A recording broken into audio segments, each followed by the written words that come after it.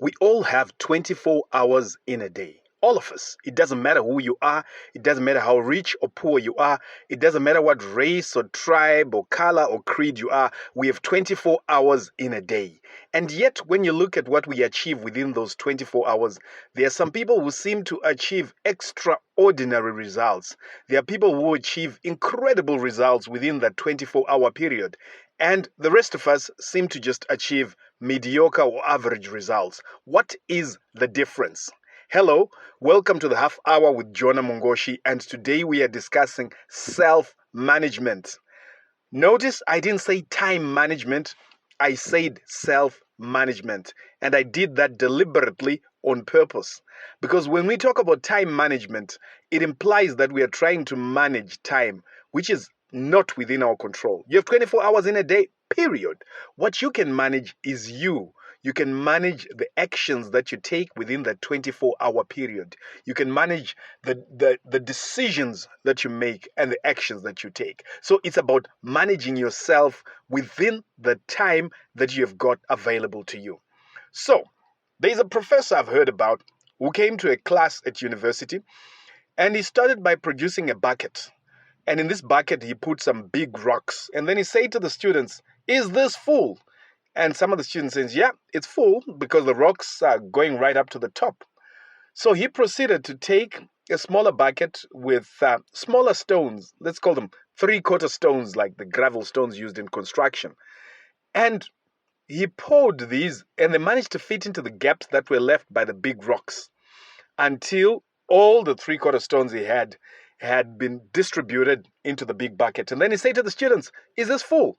And some students, this time not so sure, said yes. And then he proceeded to take a small bucket with sand in it. And then he poured the sand into that big bucket, and the sand managed to flow in between the 3/4 stones and the big stones. And then he said to the students, "Is this full?" And this time they were not so sure. Eventually, he took some water and he poured into this bucket.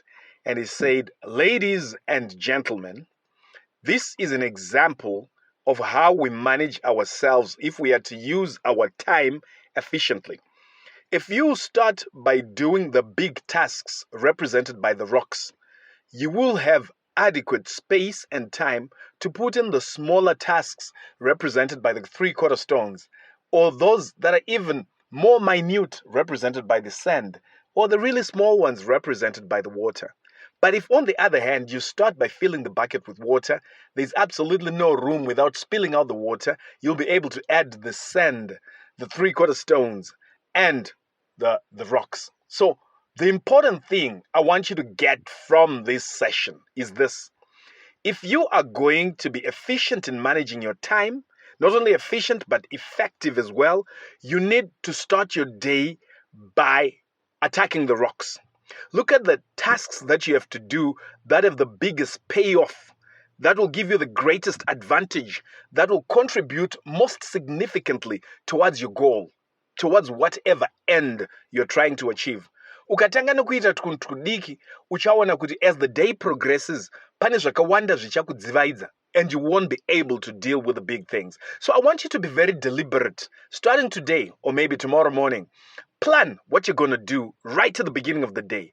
Plan what are the actions that you must, without a doubt, take. Maybe one or two. Don't do many. One or two that you're saying, by end of day, I must have done this because these are the biggest tasks.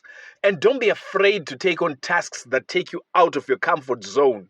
Those that you're not used to taking those tasks. You're not playing in the same league. You are advancing from boozers to Division 1 or to Super League. What are the tasks you can do that will advance and move you forward? Start with those. In closing this intro, I want you to eat a live frog. Idya dachka mbishi kuseni kwega kwega.